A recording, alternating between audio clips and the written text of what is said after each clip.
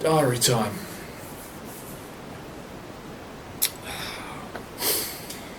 Well, been an interesting few days. Not exactly what I expected. Sort of expected this to be the big social documentary that I was talking about in my audition video. But I didn't realise that part of that would be seeing how long it would take for old people to die in this house.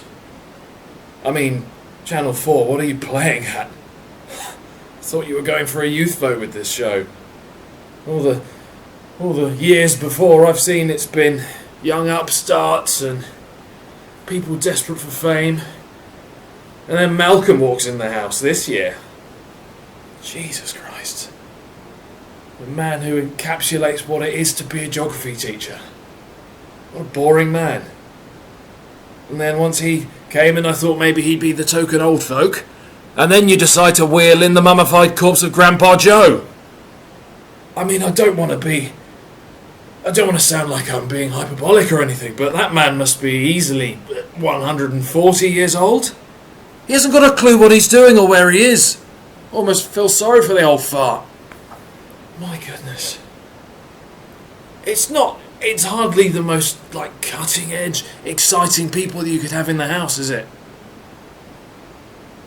I mean, Jake doesn't even know where he is.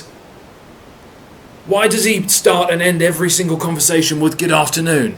He said that to me the other day, just before he went to bed at 9 p.m. That is not the afternoon, Jake. Oh my goodness. I feel like I'm losing my mind already.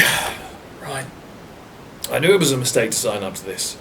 I knew that popular television wouldn't be at the forefront of social experimentation. I expected better of you producers, I really did. Jeez. I mean, there's Heidi, to be fair. She's safe. She's another Chelseaite. I like her a lot. Me and her have got a bit of a sacred spiritual connection going on. No, she's safe. She's proper safe. So what do you expect? Oh, I'm so sorry. I'm so sorry for yawning. It's just been a strange couple of days. I haven't had a lot of sleep.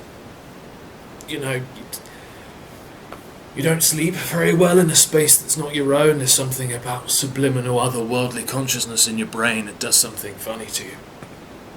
So I haven't been sleeping well. And you combine, strange bed.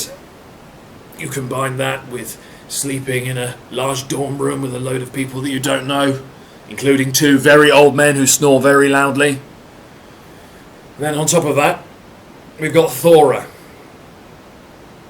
To refresh your memories, viewers, I'm sure you've picked up on it 50 times because she's mentioned it at least 50 times. She's the woman that nearly got hit by the milk float and is now, thinks she's got a second lease of life. I won't shut up about it. What they probably don't show in its entirety is that she sleepwalks. I'm sure you've got, thermal imaging or night vision camera technology so you can see what she's up to.